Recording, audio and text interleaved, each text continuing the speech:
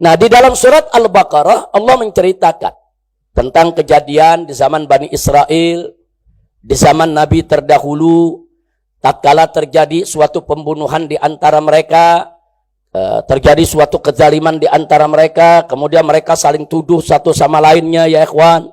Fitnah sana, fitnah sini, ribut, gaduh, saudara. Terjadi keonaran. Tapi akhirnya apa yang terjadi? Allah ungkapkan apa-apa yang mereka sembunyikan.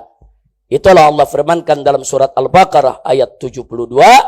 Wallahu subhanahu wa ta'ala qal, wa idh qataltum nafsan fadara'tum fiha wallahu mukhrijum ma kuntum taktumun. Jadi Allah ceritakan, tatkala saat kalian itu membunuh satu nyawa, membunuh seseorang, fadara'tum fiha, kemudian kalian saling tuduh menuduh di antara kalian, membuat isu, membuat berita-berita hoax, membuat serangkaian fitnah. Nah, apa mereka pikir Allah itu tidur? Allah tidak tahu. Di akhir ayatnya Allah katakan, wallahu mukhrijum ma kuntum taktumun. Dan Allah mengungkapkan, Allah menyingkap, Allah mengeluarkan apa-apa yang kalian sembunyikan. Akhirnya ketahuan, saudara, apa masalahnya dan siapa yang melakukan pembunuhannya. Jadi ini pernah terjadi di zaman Bani Israel, di zaman Nabi Musa alaihissalam.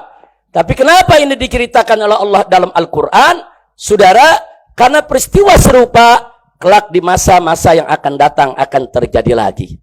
Kita kenal dengan istilah deja vu, ya ikhwan. Deja vu itu peristiwa-peristiwa serupa yang bisa terjadi di setiap zaman, ya ikhwan. Nah, termasuk di zaman kita sekarang ini terjadi, saudara.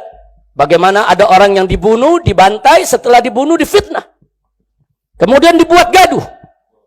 Dibikin rusak itu opini kemana-mana, saudara. Dan ini terjadi. Akhirnya orang, saudara, resah. Di mana-mana bingung. Bagaimana persoalannya? Fitnah sana, fitnah sini. Bohong sana, bohong sini, saudara.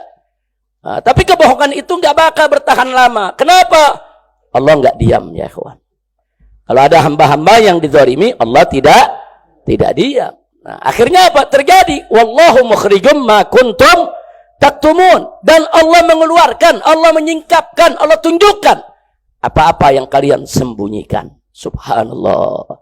Satu pembunuhan dilakukan, tidak ada yang tahu. Dua pembunuhan dilakukan, terbuka, tapi kemudian korbannya yang difitnah. Terjadi lagi pembunuhan sekian, dipikir Allah tidur.